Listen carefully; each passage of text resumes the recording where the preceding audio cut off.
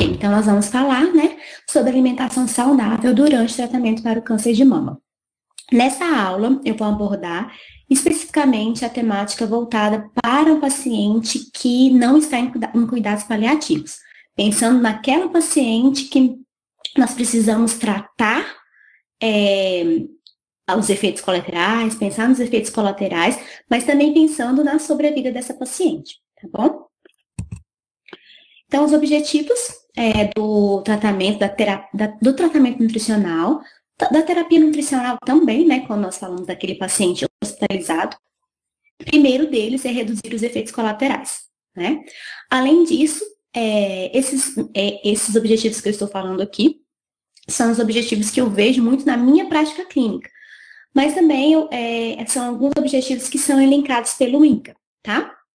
Então, reduzir os efeitos colaterais, incentivar, quando possível, mudanças para efetivar hábitos alimentares saudáveis, tá bom? Então, quando possível, nós como nutricionistas sempre temos esse papel de pensar em hábitos alimentares, em mudanças de estilo de vida, claro, focando nos hábitos alimentares, mas sempre pensando no holístico do paciente, né? Nos outros pontos que também estão relacionados ao estilo de vida. Sobreviver ao câncer de mama e reduzir o risco de recorrência e de um segundo tumor primário. Tanto na mama ou como em outros lugares que também podem aparecer, né? E para mim, esse aqui é o principal de todos, melhorar a qualidade de vida daquele paciente que está precisando da terapia nutricional. O suporte nutricional, a gente falaria sobre horas em relação ao suporte nutricional. Quando a gente fala daquele paciente que precisa, ou ele está em casa, ou ele está no hospital, mas ele não consegue se alimentar via oral, ou ele consegue se alimentar via oral, mas a ingestão desse paciente ela é muito baixa, então nós não conseguimos atingir o valor energético total que essa paciente precisaria, então nós precisamos usar outra via de administração. E aí nós falamos sobre o suporte nutricional. Então, seria uma outra aula, tá? E aqui eu vou falar sobre o que seria considerado os fatores de risco para o câncer de mama, assim como os fatores de risco relacionados à nutrição, que podem aumentar a chance da paciente ter um novo caso, né, de câncer ou uma metástase, enfim. Vou focar principalmente na atividade física. Então, se a paciente não teve diagnóstico de câncer de mama, e ela é capaz de realizar algum tipo de atividade física, nós temos que incentivar, tá? Porque a prática de atividade física, independente do momento que ela inicia-se, ela pode ajudar tanto para aquela mulher, para a gente pensando no risco, menor risco para o câncer de mama, mas também com redução tanto dos efeitos colaterais da quimioterapia, na questão da mente saudável, corpo saudável, e também na questão de controle do peso, controle da glicemia, que é o açúcar, né, no sangue, controle metabólico dessa paciente em relação às alterações hormonais que podem acontecer, tá? Então, hoje a gente tem evidência suficiente para incentivar a prática de atividade física, não só para a prevenção do câncer de mama, mas também naquele paciente que está em tratamento quimioterápico, tá bom? A composição corporal, principalmente pensando na gordura visceral, principalmente da região abdominal, tá? E aí, quando essa paciente, ela aumenta, né, ela muda, ela altera a composição corporal dela, porque às vezes a gente não tem um ganho de peso específico, mas nós observamos que essa paciente, ela perde massa magra consideravelmente, que é muito, muito comum. Algumas têm associado a perda de força, que a gente considera a sarcopenia, né? E, infelizmente, ela tem um ganho de gordura corporal, e muitas vezes essa gordura corporal na região abdominal. E essa gordura, ela aumenta o risco da reincidência do câncer de mama, tá? Então, por isso a importância de nós falarmos do tratamento nutricional para o paciente com câncer de mama, não só pensando no agora, mas pensando no depois, tá bom? Então, aumenta a mortalidade para o câncer de mama também, e aumenta as chances de um tumor secundário, né, ao câncer de mama. Então, tudo isso, nós estamos falando aqui não só do momento da importância da terapia nutricional, do suporte nutricional, do acompanhamento como nutricionista capacitado para tanto, né? Não só naquele momento do agora, mas pensando no pós-tratamento, ok? Esse aqui é um material que eu gosto muito de falar, que é um material muito, muito bom mesmo. Ele, apesar dele ser indicado para leitura de paciente também, ele ajuda muito o profissional que está começando a atender o paciente com câncer de mama, ou outros tipos de câncer também, que são semelhantes, por exemplo, câncer de ovário, né, que pode ter câncer de útero, mas assim, de ovário mesmo, que é específico, relacionado ao sobrepeso, e podem estar, muitas vezes, até acontecer junto com o câncer de mama, né? É um material de prevenção do câncer e prevenção da recorrência. Por quê? Porque quando a gente fala dos aspectos relacionados à alimentação e à composição corporal, são os mesmos aspectos que a inatividade física, são os mesmos aspectos que podem gerar um primeiro caso de câncer, né? Também são os mesmos casos que podem piorar e aumentar a chance dessa mulher ter um novo câncer, uma recorrência desse câncer. Esses aqui são alguns materiais específicos para a população brasileira, que é o material do INCA, que, se eu não me engano, foi atualizado em 2020, né? Que é resumo dos alimentos, nutrição e atividade física para a prevenção do câncer, uma perspectiva global, que também pode ser utilizado para o tratamento, tá bom? Quando a gente fala de um paciente que está sob controle, né? Que ele não está tendo um efeito colateral tão importante e não precisa ser hospitalizado. Esse material, que é do Ministério da Saúde também, que é Dieta, Nutrição, Atividade Física e Câncer, uma perspectiva global, então ele também aborda algumas questões, inclusive vai falar um pouco da questão hormonal, da questão em célula, do que pode acontecer, por que o consumo de nutrientes em forma de alimentos ele é mais importante do que o que se vem utilizando ultimamente, que é o uso de suplementos, ok? E também o próprio guia da alimentar a população brasileira, que também pode ser utilizado, até algumas receitas interessantes que tem no guia, que foi atualizado em 2020 ou 2019, não me lembro ao certo, que também pode ser utilizado, ok? Então, esses objetivos aqui que eu vou descrever são alguns objetivos que estão linkados especificamente no material da organização do IARC, né? O Instituto Internacional de Tratamento para o Câncer, de Pesquisa e Tratamento para o Câncer. Então, o primeiro objetivo que nós temos aqui dentro do atendimento para o paciente com câncer é manter o peso saudável, né? A gente fala essa questão de manter o peso saudável para todas as mulheres de maneira geral, né? Mas quando a gente fala no paciente de câncer, nós temos que nos preocupar tanto na perda de peso como no ganho de peso, né? Eu diria que dependendo do paciente, a perda de peso, ela é mais importante, mostra muita coisa pra gente, né? Mais até do que a próprio ganho de peso. Principalmente quando a gente fala, quando a gente não tem como avaliar mesmo a composição corporal desse paciente. Por quê? Com o uso, por exemplo, principalmente quando o paciente faz a quimioterapia, muitas vezes eles usam, por exemplo, dexametasona, outros tipos de corticoides que aumentam a retenção de líquido. E também podem alterar, né, gerar maior ganho de gordura corporal. Se nós não temos uma forma, quando a gente fala, por exemplo, de um paciente do SUS, que nós não temos, na maioria das vezes, como avaliar a composição corporal, a perda de peso ela é muito importante, ela fala muita coisa para mim, a gente tem que ter um alerta aí, tá? Mas se a paciente é sobrepeso, a gente tem que tentar controlar, tá bom? Perder peso durante o tratamento pode ser indicado naqueles casos da paciente que está com sobrepeso e obesidade. Mas como essa perda vai ser realizada, ela vai ter que ser guiada por um profissional capacitado, certo?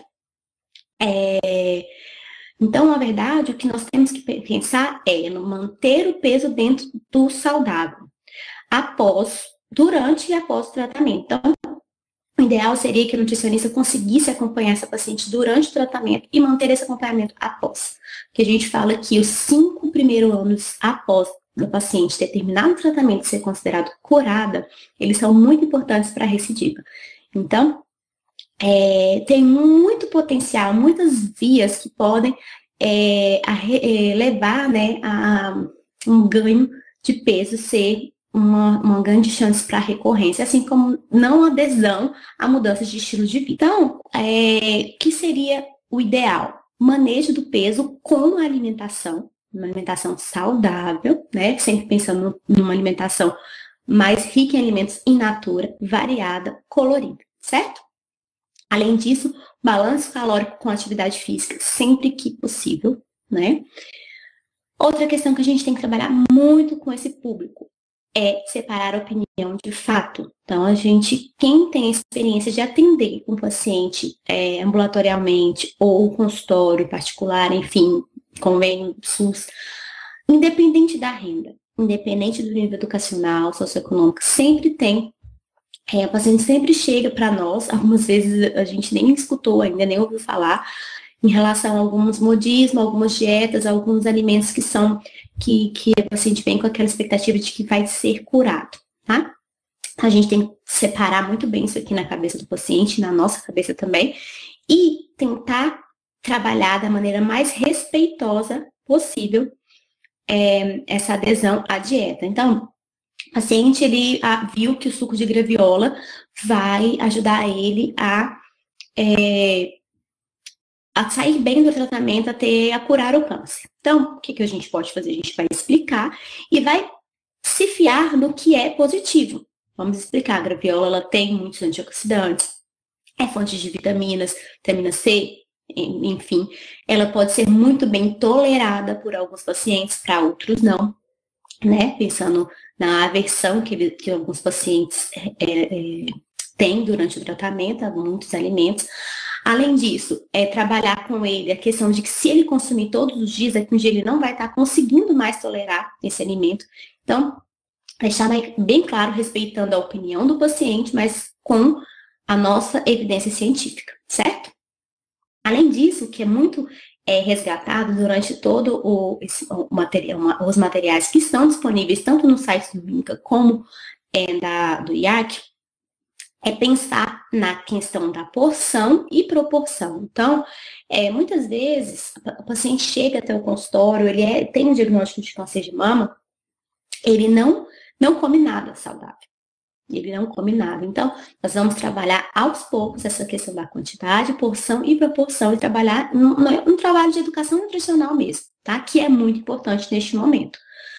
E a questão também de pensar em como trabalhar, né? Porque se eu mudo muito, esse paciente não vai ter adesão.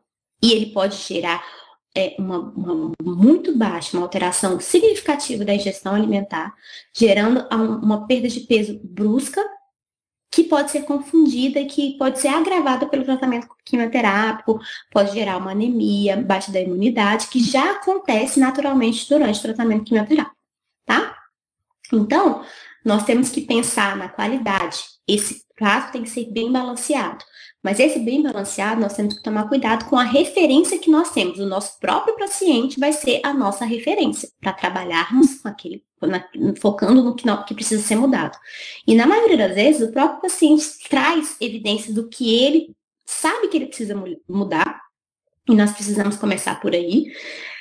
E aquelas coisas que ele fala, isso eu não consigo mudar agora. E aí nós vamos trabalhar outras coisas primeiro para depois alterar o que ele mesmo relata que tem dificuldade, ok? Então, aqui a gente funciona como um meio termo, um mediador entre o paciente, o que ele tem atualmente, o que seria um meio termo e o que seria ideal, tá? Pensando sempre no valor nutricional, em melhorar esse valor nutricional, melhorando a quantidade de micronutrientes, de antioxidantes, de fibras, e reduzindo a densidade energética quando for o caso, quando for necessário. E aí a gente fala muito das fibras, quando possível, do uso de probióticos também, que é muito benéfico nesse tipo de paciente, tá? Os dois podem regular muito a flora intestinal, aumentar a sensação de plenitude, a ajudar na manutenção do peso e saúde e bem-estar geral. E aí a fibra ela também continua sendo muito importante após, quando a paciente é considerada curada, né, na questão da sobrevida, para a gente manter esse peso ou gerar uma perda de peso com alteração da composição corporal, gerando também saúde e bem-estar para esse paciente. Porque, assim, quem trabalha com paciente com câncer sabe que dois efeitos colaterais muito importantes que os pacientes relatam são dois: diarreia e obstipação, né? E aí, as fibras e o uso de probiótico vão ajudar especificamente nesse caso também, bom?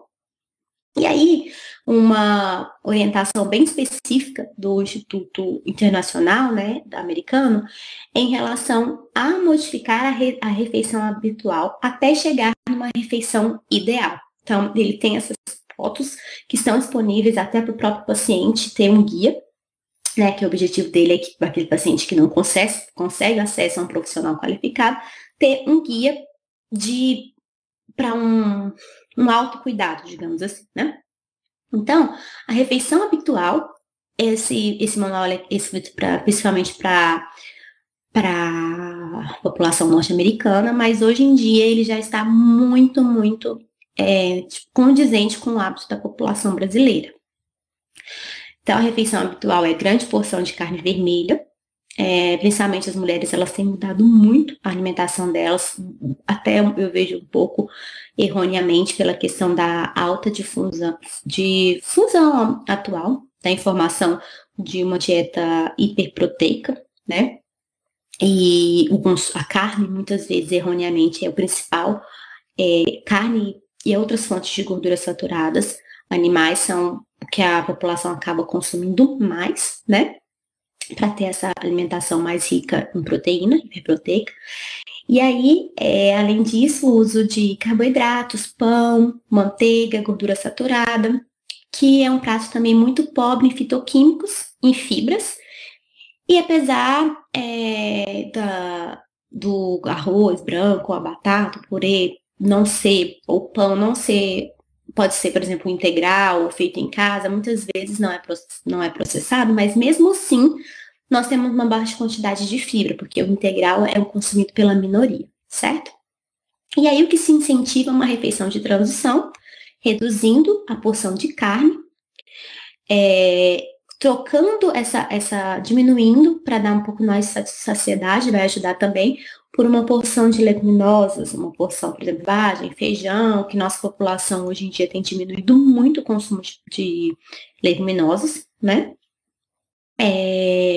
Melhorando assim a qualidade dos lipídios, né? Pensando nisso, aumentando a quantidade de fibras para melhoria do hábito intestinal e também para a gente gerar maior excreção, facilitando então mais chances do paciente ter um balanço energético calórico neutro, nem positivo nem negativo, né? Gerando uma manutenção do peso dessa paciente. Substituir o arroz ou o macarrão pelo integral. E aí, quando a gente fala em outras populações que têm um consumo muito grande de batata, é incentivado que, em vez do purê, seja utilizada a batata e a batata com casca, tá? Uma questão muito importante aqui também para pacientes, vou falar rapidamente, mas assim, não é o nosso foco, para pacientes que estão com disfagia, ainda conseguem se alimentar, mas tem uma disfagia muito importante, um alimento muito, muito legal aqui é a aveia, né, que tem muitas fibras, beta-glucano, que já tem indicações de que é um alimento que a gente fala com funções específicas para o organismo, e ele vai ajudar bastante no tratamento e vai aumentar a saciedade quando for o caso de ser necessário, né, e é fonte de fibras, tá? E vai melhorar o perfil dos lipídios. E a refeição ideal, né, que seria a porção de 90 gramas de carne, mas aí priorizando o peixe e o frango, e quando for utilizada a carne vermelha, porções de carne magra, e é o mesmo que é vislumbrado, né, para a prevenção do câncer, de vários tipos de câncer, na verdade, sendo que o peixe deve ser consumido com maior frequência, né?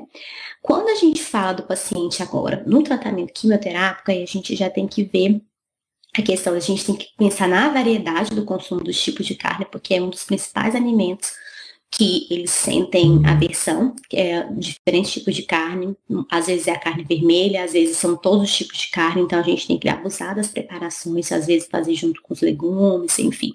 Então aqui é um ponto bem específico que o nutricionista que trabalha com o paciente com um tratamento quimioterápico tem que focar, tá? Nessa questão do consumo de carne.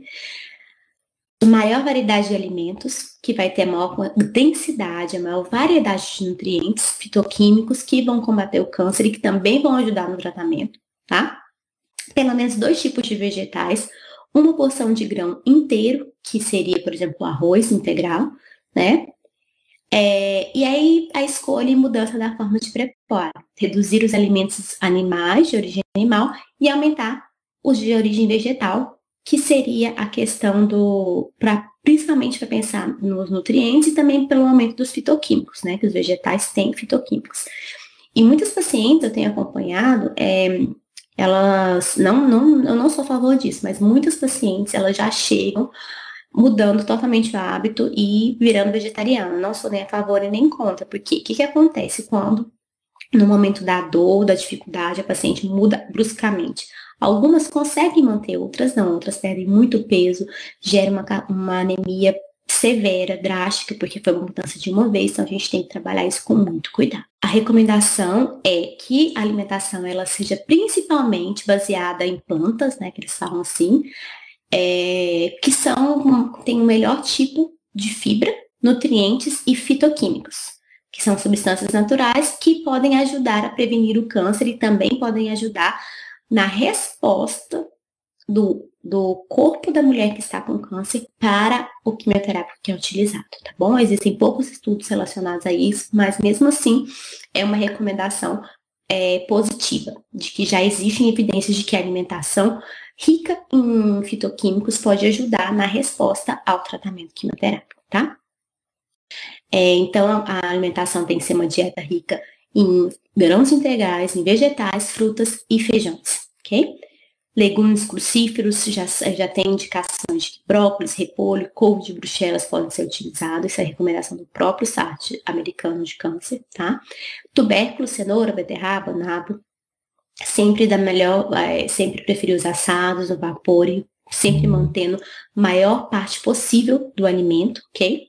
Vegetais de folhas verdes escuras, temperos naturais, alho poró, cebola, muito, muito bom isso aqui, até porque muitas pacientes, elas têm uma alteração importante do paladar, e aí esses alimentos, os temperos naturais podem ajudar a melhorar, tá? Até a própria ingestão alimentar da paciente, além deles por si só já tem efeitos fitoquímicos, ok?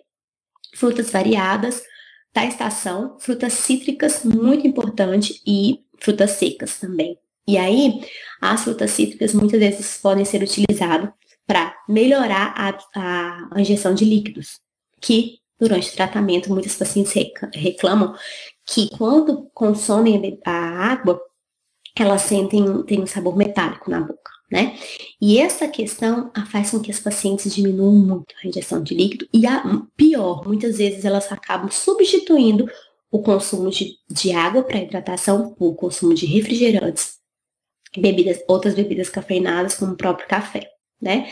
Então, e aí gera outro problema, porque algumas pacientes, elas têm como efeito colateral da quimioterapia insônia. E aí pode agravar essa insônia, elas podem ficar mais sensíveis à cafeína, tá? Então, o uso de frutas cítricas, de sucos, de águas saborizadas pode ajudar tanto na hidratação como na própria aceitação mesmo de ingerir a água e também de reduzir as calorias vazias que essa paciente está consumindo. Ah, não, mas a minha paciente, ela está consumindo... ela chega e fala, não, doutora, mas eu não estou consumindo a Coca-Cola, o refrigerante à base de cola, é normal, eu estou consumindo o diet.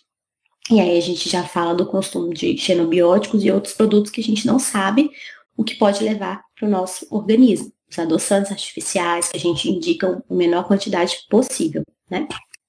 Então, outra reflexão. Nutrientes fitoquímicos e fibras.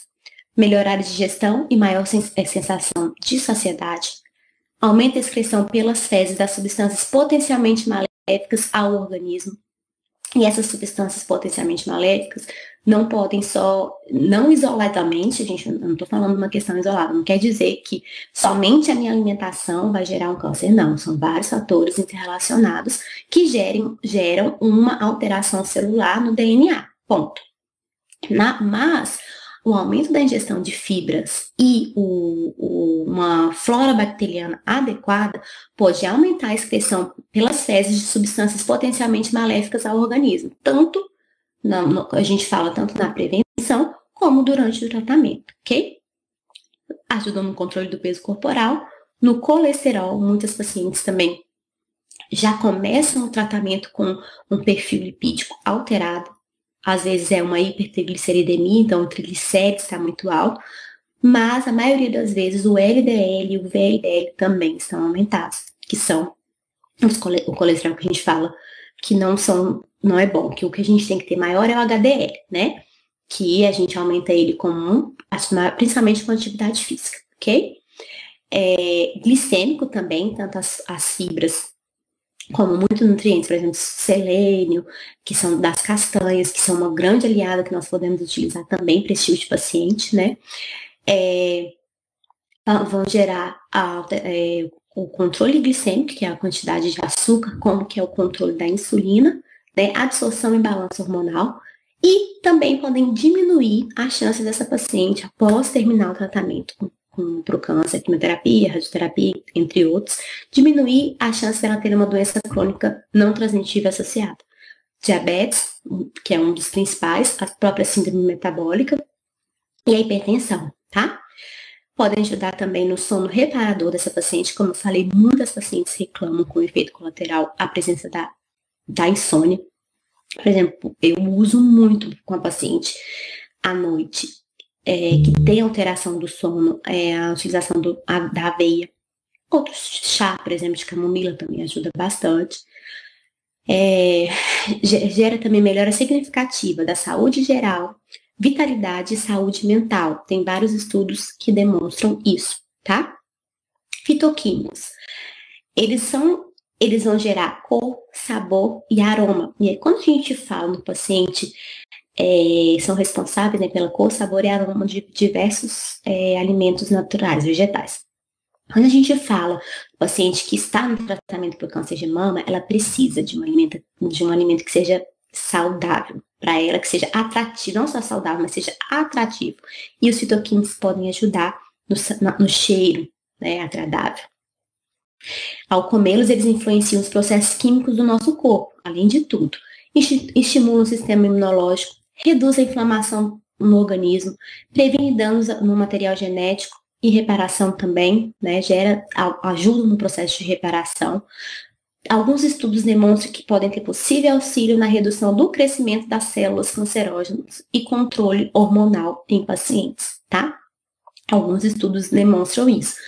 E aí a gente fala aqui da questão de vários estudos, quando a gente trabalha com um nutriente isolado ou com o uso de medicamentos, suplementos, não ter a resposta que o alimento tem. Um dos motivos, no meu ponto de vista, é isso, a questão que num comprimido a gente não consegue colocar um fitoquímico, tá? E nem essa relação nutriente e alimento. Na prática, nós podemos resumir, bem resumido, né? Seria pelo menos 5 porções por dia, mais ou menos 600 gramas por dia de vegetais e frutas, né? 5 porções por dia, que daria mais ou menos no mínimo 25 gramas de fibras por dia, para a gente ter um efeito benéfico dos fitoquímicos da alimentação do paciente. Consumir preferencialmente cereais integrais e leguminosas nas principais refeições, incluí-los diariamente nas grandes e pequenas refeições. Um lanche com uma fruta, essa fruta a gente tentar manter a casca. Por exemplo, tem muita paciente que é uma coisa simples, mas que tem dificuldade de comer a maçã com casca. Ok? Pode ser por uma dificuldade, por exemplo, a prótese dentária não está bem ajustada, mas a gente vai tentar trabalhar. Outros têm uma desagem importante, a casca da maçã ela tem a sensação de que vai engasgar. A gente pode fazer receitas, mantendo um bolo de maçã, uma pera cozida, que aí vai manter essa casca e vai manter a fibra, né? Vai melhorar, vai aumentar a quantidade de fibra que essa paciente consome. Um dos principais nutrientes, o principal macronutriente que eu vejo de problema, primeiro as gorduras de origem saturada e gorduras trans, e outro muito importante é a fibra. A maioria da população que eu atendo hoje, eles têm um baixíssimo consumo de fibra, tá? Incluir diariamente nas grandes e pequenas refeições opções para snacks saudáveis. Nós temos que disponibilizar para a paciente, porque essa paciente que está no tratamento, ela fica muito tempo fora de casa. Não somente no tratamento quimioterápico, mas nos outros exames que ela precisa fazer. É uma paciente que ela busca um atendimento multiprofissional com outras terapias, que também faz ela ficar muito tempo fora de casa, ela precisa estar organizada para isso. Então, é a nossa obrigação ensinar essa paciente que ela precisa sair de casa preparada para ficar muito tempo longe de casa, né? E nós temos que orientar em relação a snacks saudáveis. Faça acesso e armazenar as frutas e as verduras higienizadas já na geladeira facilita muito, porque assim que chegar do supermercado, porque muitas vezes alguns pacientes falam assim, tem lá, mas eu fico com preguiça de fazer. E isso, se ela já tiver uma organização prévia, vai ajudar. Variar as formas de preparo, evitar alimentos fritos, porque além da gordura não ser saudável, gera muita saciedade e pode gerar efeitos colaterais relacionados à quimioterapia, tá? Limitar o consumo das batatas, mandiocas e inhame, e quando utilizar, cuidado, né, com o que vai adicionar, principalmente porque esses alimentos podem gerar uma obstipação. Evitar sucos, né? Então, muitas pacientes também, como não estão conseguindo, mas isso também vai depender, né? Quando é o caso. Mas, assim, falando de maneira geral, o importante é que a gente evite suco, principalmente perto das refeições, né?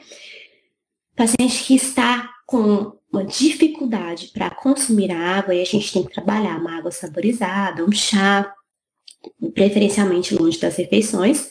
Quando for consumir o suco, natural e sem açúcar. Fast food, limitar o consumo de fast foods e outros alimentos processados, que são ricos em gordura ou açúcar, né, e molhos e palavras que a gente não conhece. Eu sempre falo muito assim com os pacientes. Eu tenho o hábito de ler o rótulos com ela e falar, você sabe o que é isso? Todo alimento todo ingrediente que está na lista de ingredientes, que a gente não sabe o que é um alimento que foi formulado pela indústria. Então, a gente tem que evitar esse tipo de alimento, ok?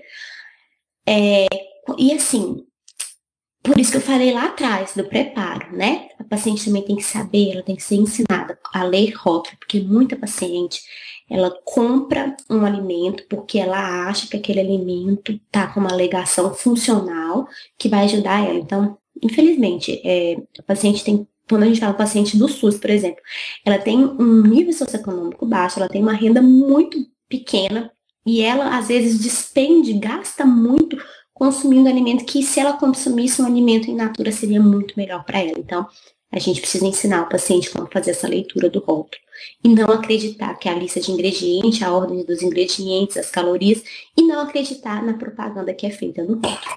Okay?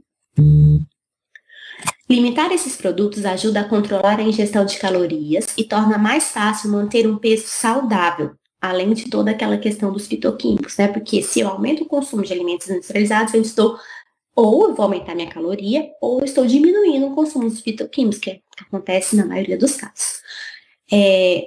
Há fortes evidências de que dietas contendo maiores quantidades de fast foods e outros alimentos processados com alto teor de gordura, carboidratos ou açúcares são a causa do ganho de peso, sobrepeso e obesidade em toda a população e especificamente nas pacientes durante o tratamento do câncer de mama e reduzindo a chance dessa paciente sobreviver durante o tratamento e aumentando também a chance dessa paciente ter novamente o câncer, tá?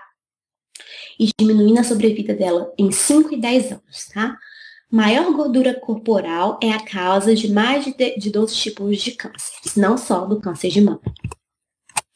Na prática, oriente a alimentar alimentos ultra e processados de maneira geral, Por exemplo, batatas fritas, biscoitos, bolachas recheadas, barras de chocolate, bombons, sempre olhar a lista de ingredientes, sobremesas, produtos congelados pré-prontos, cereais açucarados, matinais adicionados ao leite, sempre preferir aveia, por exemplo, que é ou linhaça, se for o caso, dependendo do quinoa, dependendo do caso, que quando a aceitação da aveia eu vejo que é mais fácil para a população e ela é geralmente a que mais em conta.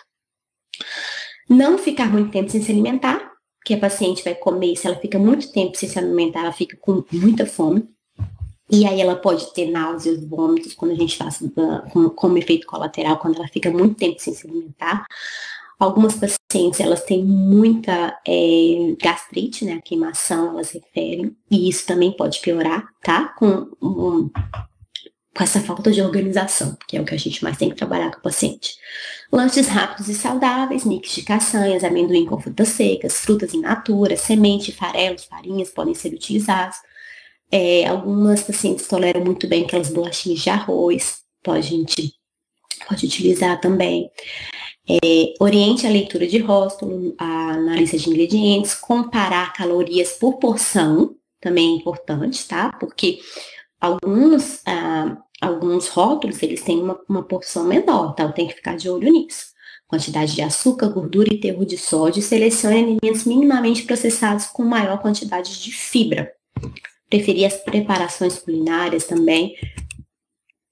Limitar o consumo de carne vermelha e carne processada, tá? Apesar a gente tem que tomar cuidado com essa afirmação, porque a gente tem que saber, a gente tem que ver como que vai ser passado para o paciente, porque um dos principais efeitos colaterais da quimioterapia é a anemia. E muitas vezes a paciente ela tem que adiar a terapia, né? Espaçada, então geralmente é cada 28 dias, 21, 28 dias, e muitas vezes elas têm que adiar porque elas estão com uma anemia muito importante, né? Uma hemoglobina muito baixa. E aí muitas vezes tem que usar a suplementação ferrosa intravenosa, enfim. E muitas vezes elas geram uma aversão natural, porque elas não conseguem consumir mesmo, elas referem que o sabor é ruim, que elas não conseguem deglutir, elas sentem uma disfagia na deglutição da carne vermelha em si. E outras vezes elas têm medo de comer a carne vermelha e outras vezes elas não comem porque elas fizeram essa mudança abrupta e já chegaram no consultório sem comer, tá? Mas nós precisamos orientar que é importante, quando possível, comer a carne vermelha, porque vai ter é uma boa fonte de proteína, a gente vai escolher a opção mais magra, a forma de preparo, é fonte de ferro, zinco e vitamina B12, que são importantes nesse tratamento. Então, a recomendação é, quando o paciente está no tratamento, quando for possível, reduzir o consumo para 3 porções por semana, ok? Individualizando em cada caso. Na prática, entender a carne como complemento, ok? Então, essa é uma recomendação que eu acho muito importante, muito válida. Porque o consumo do médio da população brasileira dos homens é 300 gramas por semana. Da mulher, eu acredito, se bem que tem mudado, né? É mais ou menos isso também, que mudou bastante agora nos últimos anos. E o consumo elevado, algumas pessoas consomem 500 gramas de carne por dia, considerando almoço e jantar, tá? Então, a gente tem que trabalhar, sempre fazer a avaliação quantitativa e qualitativa da alimentação prévia dessa paciente. Aumentar a quantidade de verduras, grãos e leguminosas, né? Porque a proteína, ela dá mais saciedade também, ela ajuda, né? Mas quando a gente fala na proteína vegetal, não é uma melhor opção, né? Até porque não vai ter a gordura saturada que vem junto com a carne vermelha. Claro que nós temos as opções mais magras, mas mesmo assim, né? Aumentar a quantidade de verduras, grãos e leguminosas, utilizar frutas cítricas, fontes de vitamina C, quando a gente fala aqui em relação à anemia, né? Com a finalidade de melhorar a absorção do ferro não M que nós temos nas leguminosas, tá? Oriente o paciente a optar por refeições sem carne, quando for possível. Preparações gastronômicas à base de legumes, verduras, feijões, lentilhas, grãos, sementes e oleaginosos também. É bem interessante. Quando a gente trabalha com um público de menor renda, a gente fica um pouco mais limitado, mas é possível sim. A gente até lançou um e-book falando com várias preparações que foram testadas pelas próprias pacientes. A gente fez as modificações junto com elas, que a gente pensou justamente isso, como variar utilizando alimentos saudáveis, feijões, lentilhas, grãos, sementes e oleaginosas, tá? E as porções que nós calculamos lá foram porções menores, pensando na quantidade média que uma paciente com câncer de mama precisa, né? Pensando numa paciente geral, né? Na nossa prática profissional. Exclusão das carnes processadas, nitrito, nitrato e outros conservantes, sódio em excesso. Então, os embutidos, eles são, tanto o INCA como o IARC, eles recomendam exclusão, quando a gente fala numa paciente durante o tratamento, como pós, tá? Para aumentar a sobrevida desse paciente. Então, isso aqui já é bem estabelecido, exclusão. E aí, a gente vai trabalhar, né, conforme cada paciente. Substituir cachorros quentes, bacon, salsichas, presunto, peito de peru, salames, por frango assado na hora, pasta de grão de bico e outras passas, preferencialmente feitas em casa. Queijos, o guacamole, gente, o guacamole é uma opção muito boa. O abacate, ele é muito bem aceito pelos pacientes. Pasta à base de berinjela também é uma ótima opção, inclusive para aumentar a quantidade de fibra. Limitar o consumo de bebidas açucaradas, né? Isso aqui, eu acho que dá para falar sobre horas sobre isso, né? Apesar de estar nos últimos anos, a gente já tem uma consciência em relação ao consumo de refrigerantes, por exemplo. Mas, por exemplo, o consumo de café com muito açúcar adicionado, a população brasileira tem esse hábito. Quando a gente fala de uma paciente que nós temos que controlar o peso dela, que toma mais ou menos uns 5 cafés por dia, essa quantidade de açúcar adicionado ela é importante. E eu sempre tento fazer com a paciente uma retirada, não uma substituição pelo adoçante, porque nós estamos falando aqui de uma paciente que já tem um câncer. Então, a gente, apesar das evidências ainda não existem alguns adoçantes que podem ser utilizados, mesmo assim eu sempre tenho um pouco de receio de utilizar. Então, eu sempre prefiro uma mudança gradual até a gente conseguir retirar o mínimo de açúcar adicionado, ou diminuir a quantidade de café. Estou usando um exemplo aqui, tá bom? E aí, água com gás, a gente pode, inclusive, muitas pacientes que estão com aversão ao consumir a água, a gente pode utilizar um suco de laranja, espreme uma laranja, um limão, um abacaxi com água com gás, é uma boa opção. Ou outros tipos de água saborizada também. Na prática, água simples, com ou sem gás, sem açúcar e sem adoçantes adicionados. Sugestão de outras formas de hidratação. Chá sem açúcar, xícara de café fresco, coado, sem açúcar. Infusão de chás com frutas, gelado, que geralmente tem uma melhor situação pela paciente. E água flavorizada. Importante, em estudos de laboratório, os polifenóis encontrados no chá e no café mostram potencial no combate ao câncer e na recorrência por terem antioxidantes, tá? Mas são estudos em laboratório, nós não temos comprovação em estudos em humanos. Limitar o consumo de álcool. Isso aqui, nosso grupo de pesquisa da UFG, a gente publicou um artigo que foi feito com a população de Goiânia, do Hospital das Clínicas. Não só, na verdade, não de Goiânia, porque o Hospital das Clínicas ele atende o Brasil inteiro. A nossa caracterização das nossas mulheres, nós tivemos mulheres de diferentes lugares do Brasil. Nós observamos que o consumo de álcool é muito importante para causalidade, tá? Do câncer. E aí, quando a gente fala no material do INCA e no material do IARC, também o consumo de álcool, ele pode reduzir consideravelmente a resposta da paciente durante o tratamento quimioterápico. E muitas vezes,